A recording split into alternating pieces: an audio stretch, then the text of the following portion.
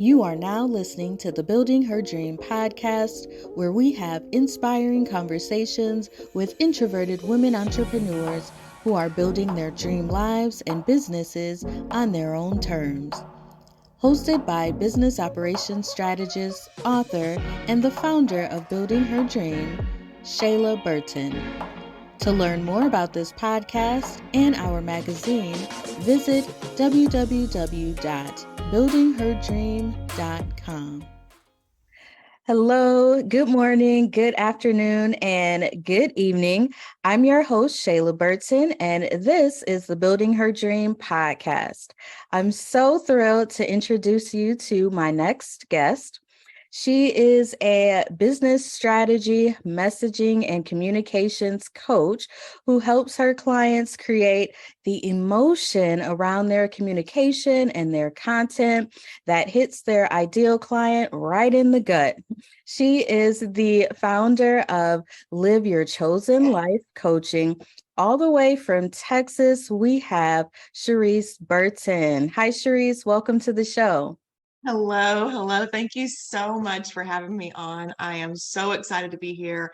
I love everything you put out, so I feel very honored to be on your podcast. Thank you so much. Oh, thank you. I'm honored to have you here. Now, let's start off with a little bit of fun. So, we're all about living the dream life. So, if you could wake up tomorrow and have the perfect dream life, what would it look like? Where would you be? What would you be doing? Oh, that is such a good question. And I think about that all the time because, Okay. we're visionaries, since I'm always Yeah. envisioning.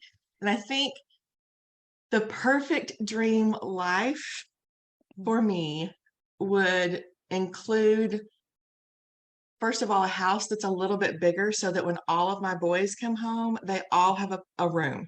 Right Yeah. now, we've got them in my office, in the living room, and in the two other bedrooms when they come home. And it would also include my husband being able to work from home and not have a job, right? He's a physical therapist right now, so he's a director of therapy services, and he loves it and he's great at it. Okay. But he also wants to chase his dream. And so that would include me bringing him home and the ability to travel.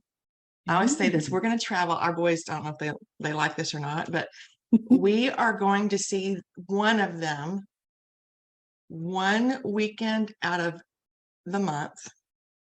And we're going to spread that out. So every third month, that's my plan. I've thought about this in detail because we have one that lives on the East Coast. We have one that lives on the West Coast. We have one that's living with us. And then we have one that lives in Dallas, which is 3 hours away or 2.5 hours away. So I just want that's my goal. That's actually my dream right there. Wow. That sounds really beautiful. And so it sounds like you're still working on that dream. Yes, we are working on that dream. I envision it all the time. I tell the boys, I think they just shake their heads. But that's what we're doing, and we're working on it. My husband is working on, he's working simultaneously while he's at his job, Okay. also to take the bar. So he's working on that part of it, but we're in process. Okay. And how often would you work in your business? I honestly was thinking about that just last night. I would be so okay to work 4 hours. I'm sorry, 4 hours. That would be great. 4 days a week. Okay. But, because of what we do, we can take it anywhere. Or it can be, it can be kind of spread out. I could, work half day on one day and another half day on another day. But working 5 days a week or 6 days a week or even 7 days a week, like I've done before, is not in my dream. That's not in my vision. Yeah, me either. If I could do 3 solid days a week, that would be lovely. Just Tuesday through Thursday, and then have a really long weekend. I would love that. That would be awesome. I could see that. I'm going to adopt that. Yeah. Awesome. Yeah. So why don't you tell me a little bit about your journey as an entrepreneur? Like, how did that start? Well, it's kind of funny because it started with me kicking and screaming. I'm very stubborn. I count that as one of my greatest qualities, Mm-hmm. but it also makes me have to learn things the hard way all the time. But so my husband and I, kind of a long story short, my husband and I have both been on our own since we were 17. Okay. He graduated from high school early and went to college. I ran away from home at 17, had a very colorful childhood, as I like to call it. So I ran Okay. away from home at 17, and we did cross paths finally, obviously, but we didn't leave. We weren't together at 17. But what happened was we both had a desire to finish college. Even though Mm. at that time we weren't together, we met in college. We both had a desire to finish college, and neither one of us had any support whatsoever to do it. So we got every school loan imaginable and maxed out our credit cards. And, once we were married, we lived off credit cards and school loans and both got our college degrees. Okay. However, those really come back to bite you hard. And they did. And so, fast forward a few years, we had 4 kids. We were trying to make ends meet. I was working, he was working at first, and then we moved and I had 4 little kids at home, and he was working about 70 hours a week so that I could stay at home and we could still make ends meet because my degree's in social work. Love Mm. social work, love working with people, but you just don't make anything. Social workers make nothing.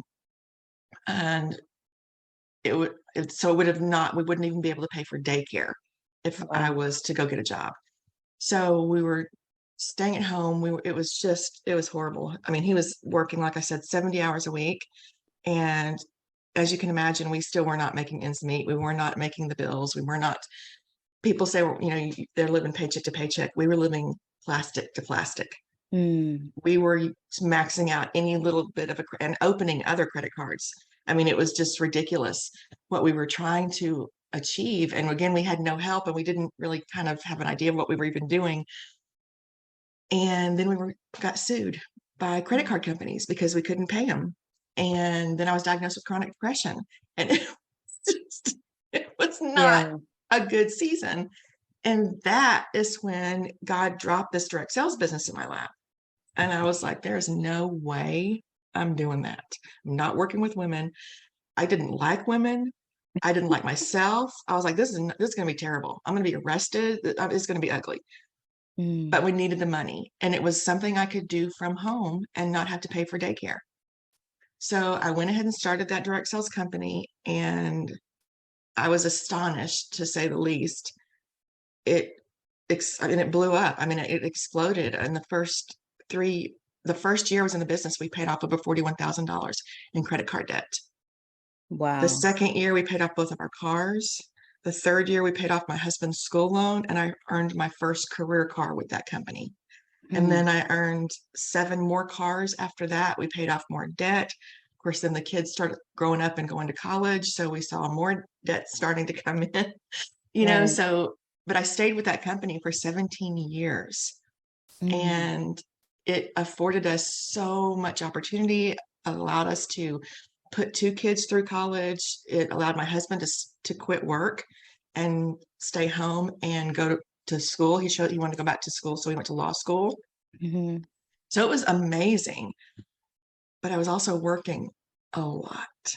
I was working some Yeah. weeks, 10 or 12 hours a day. Some days, some weeks I was working 6 to 7 days a week. My phone Mm. was on a constant attached place on my hand. I mean, because I was constantly getting either messages from clients or messages from my team constantly. So there was no boundaries. It was just, but it was, again, I learned so much from that time frame. I learned so much about gifts I had that I didn't know. Because when I started that company, I didn't talk to anyone ever. I didn't order my own food at restaurants. Okay. It had to do with that depression and that colorful childhood, as I call it. I Okay. had no confidence, and I just didn't speak. At the house I did, but outside the house I did not. So it transformed and really unearthed a lot of gifts that God had put in me that I did not even know were there. And then it had time to, they had time to grow. So longer story short, we ended up getting to the point where we had, I guess we had paid off, quite a few things, and I ended up getting sick. And I was sick for about 13 weeks. And it was a detox period, which I didn't realize. It was a detox period, and because I couldn't do anything, I had headaches, I had terrible fever, I couldn't have a screen on, but I also couldn't sleep because of the headaches. It was terrible. And so I had a lot of time to think, and it really was a detox time. And I decided I don't want to go back to that, working 8, 10, 12 hours, Right. 6 days a week. I don't want to do that anymore. And we had started in that company, we had started online before the pandemic even. And so I was very familiar with working online anyway. And I think it was, so we've had this company almost 4 years. So it was right in 2019, I guess, that I prayed a lot, resigned from the company, sent my car back, all the things, and started my own company that allowed me the freedom to just coach around what my gifts were. And I just left, business that I'd done for 17 years. Or almost 17 years. So I really felt like that was the natural step, was just to continue that business, but under my own umbrella, that business coaching rather, under my own umbrella, because I had worked with thousands of women in that 17 years from all walks of life, all different levels, to build businesses. And so that's what I just felt like was the natural transition, So we were talking earlier that, it's interesting how God sort of unfolds things differently than what you anticipate.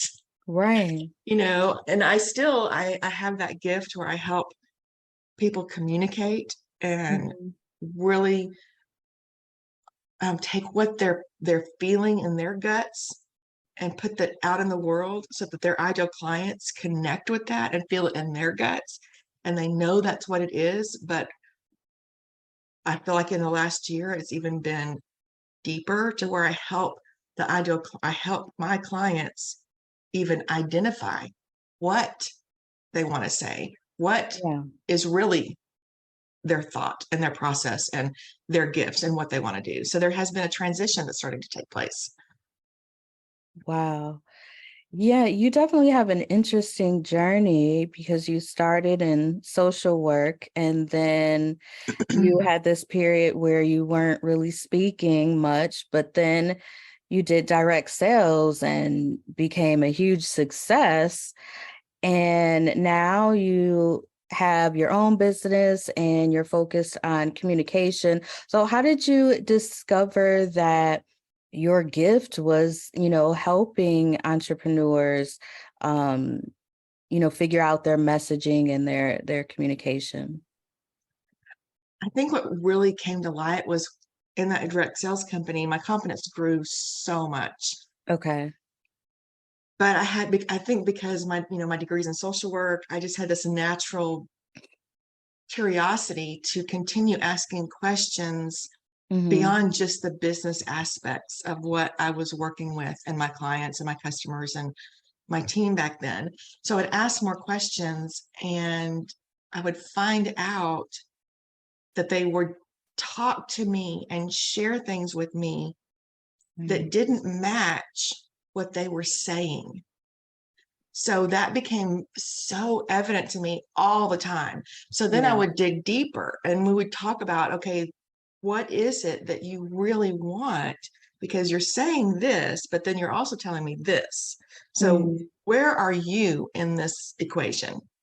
Are you saying what you think you need to say? Are you saying what you think your husband wants you to say?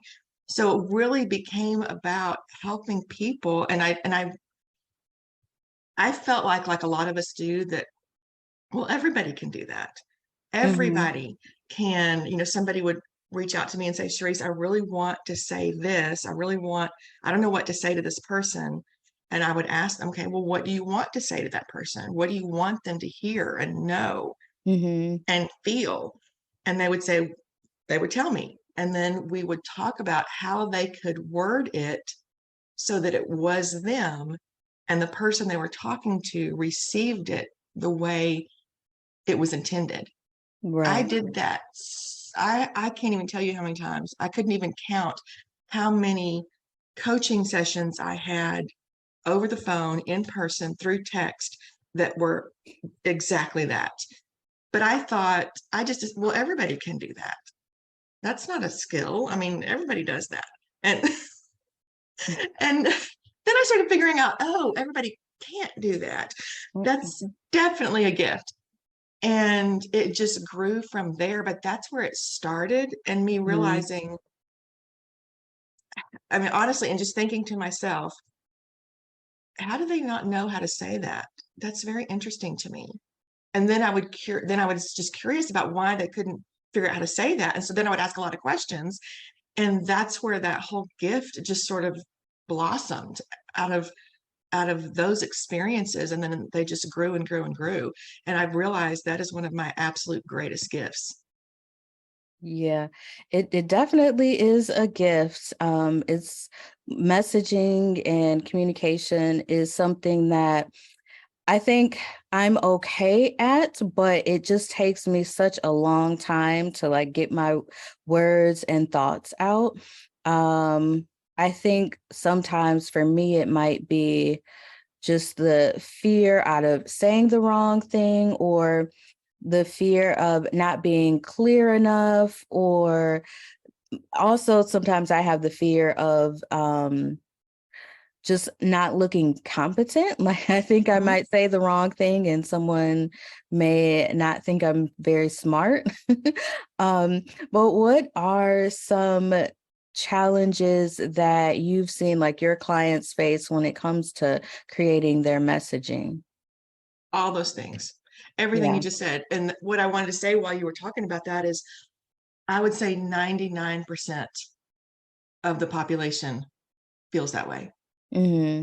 feels one or two or all of those things. Yeah. Because, we think what we're going to say in our head, and we never give ourselves enough credit for Hmm. anything. Whatever gift you have, whatever talent, whatever, and the trap I fell into, thinking, well, everybody can do this. No, Hmm. they can't. So that's the same thing. We all water down our Hmm. genius. Yeah. And even those of us who are more confident, even some that are, there's people at different levels of confidence. There's, Hmm. but there's always, even the person that has the highest level of confidence, there is someone that intimidates them. There Yeah. is some fear they deal with.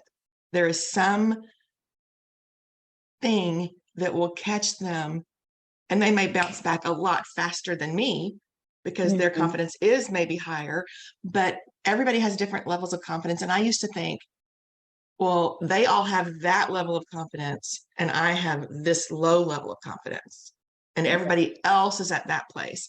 But that's so not true. Everybody is at different levels, and every single person has something or someone that makes them step back for just a second, even. Mm. And, everybody's human.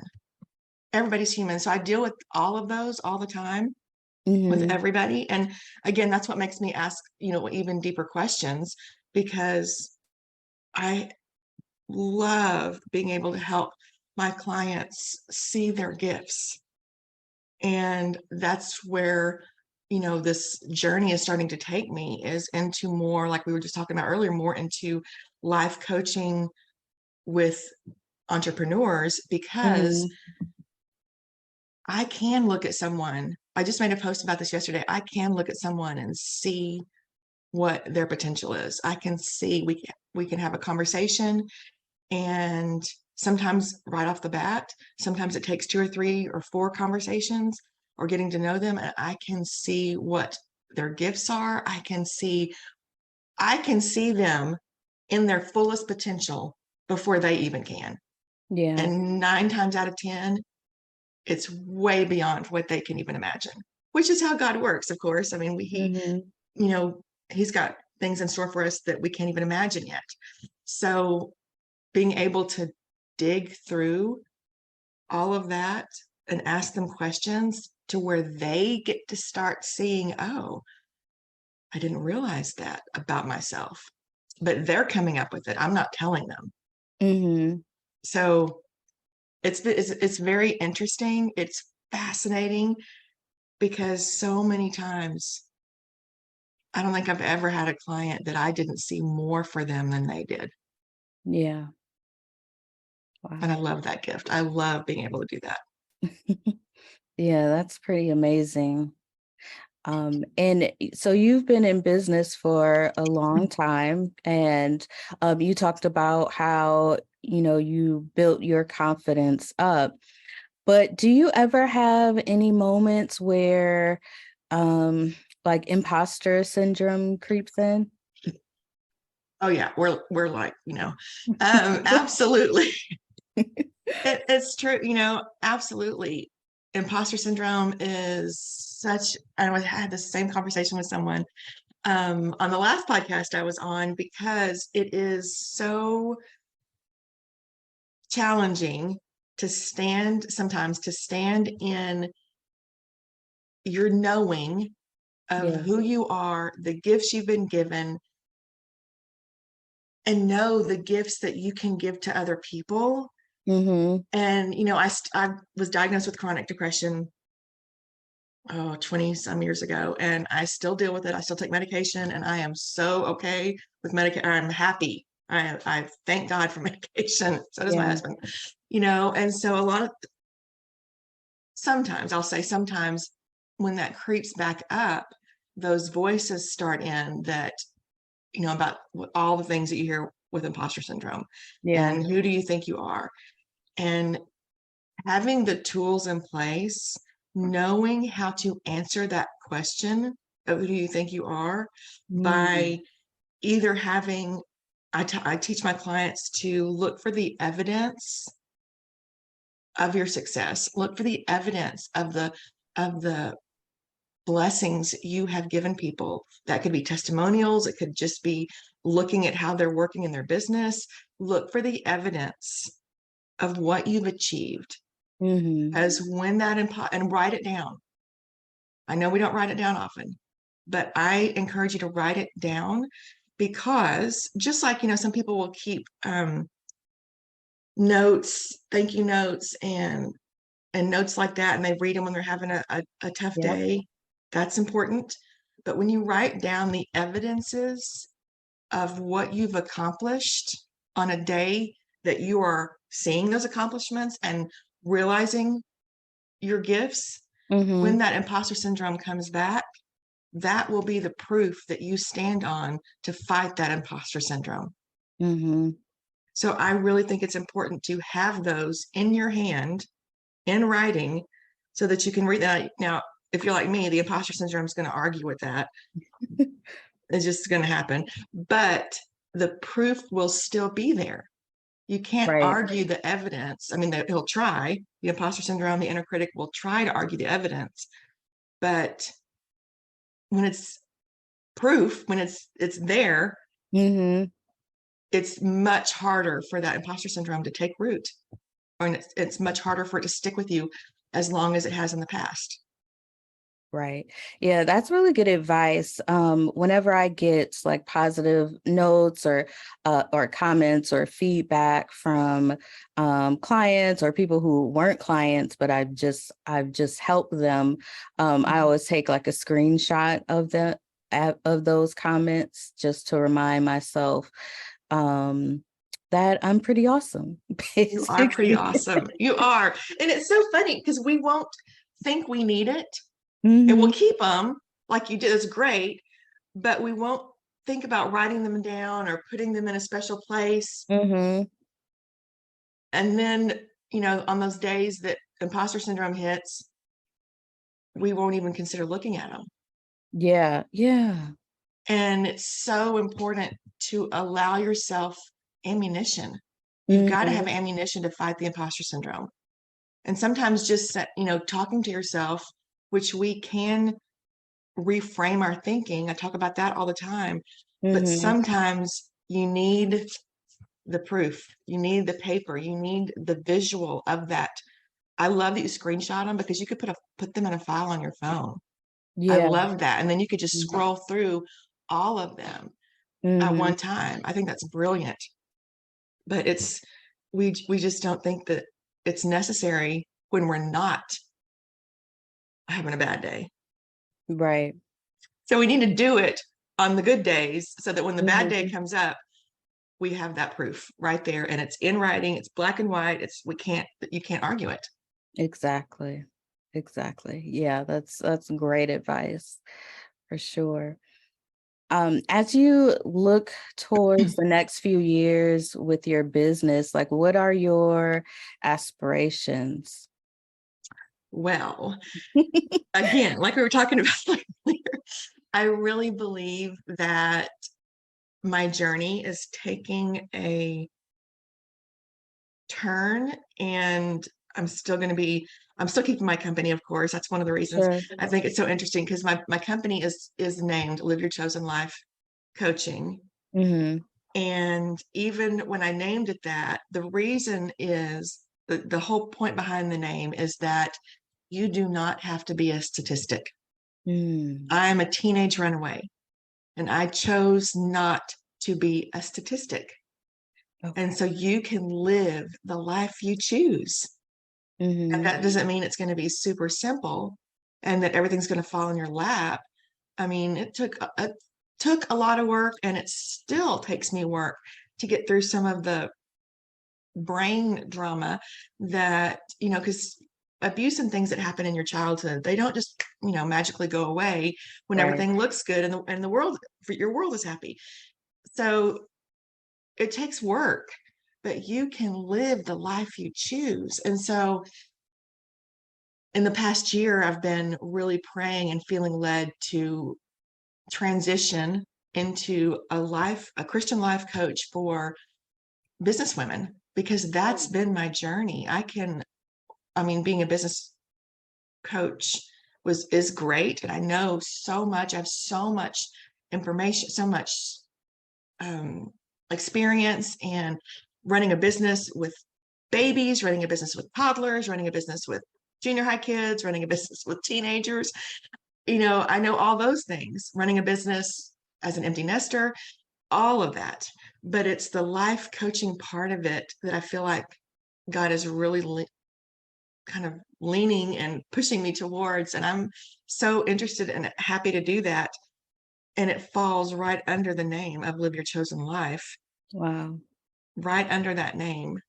And so that's what I see happening is stepping into that fully and wholeheartedly and starting the podcast that I've been Mm. thinking about and talking and praying about for the last probably 6 months or a year. And, starting the Live Your Chosen Life podcast and really speaking to the fact that you don't have to be a statistic. As hard Right. as it is, I had a counselor tell me when I was finally starting to face all this, because my idea of fixing and all the stuff that happened when I was growing up, and Hmm. there was abuse, and I was put in a children's home, and then I was back in abuse, and it was craziness. Um, my my idea of dealing with all that was to push it down as hard as I could, so I didn't have to see it or think about it. Hmm. Let me just tell you, that does not work. Yeah. Does not work. It's the chronic depression. But um, one of the things, though, is I did finally decide to go to counseling. And the first counselor I went to was a Christian counselor, but they said to me, with your background, there's 3 places you should be right now, statistically. You should either be strung out on drugs, a prostitute living on the streets, or dead. Oh, wow. Those are the 3 places that people with your childhood statistically end up. And I was married whenever I went to that counselor, so I'd already made a lot of better choices, but I didn't want to be in any of those places. I wanted, even when I was little, living in those places, I wanted to have a life that was different. I wanted to have a family that was different. And so that just compounded to me the fact that you don't have to be a statistic, no matter what society says, and no matter how hard it is to change the trajectory of your life. You do not have to be a statistic. So that's kind of just my soapbox and my premise of life coaching, that you can live whatever life you choose, and finding the gifts that I know are in you, using those gifts, changing your circumstances and your reality by your thoughts, which is absolutely what we can do, and taking captive our thoughts and renewing our mind transforms us. Following all of the steps and the model that I use, I see incredible success. I see speaking on stages. That's the first time I've said that out loud on a podcast, but I see speaking on stages and really carrying out that vision for other people, just holding space for as many women as I can who are hearing this right now and thinking, well, she doesn't know what I went through.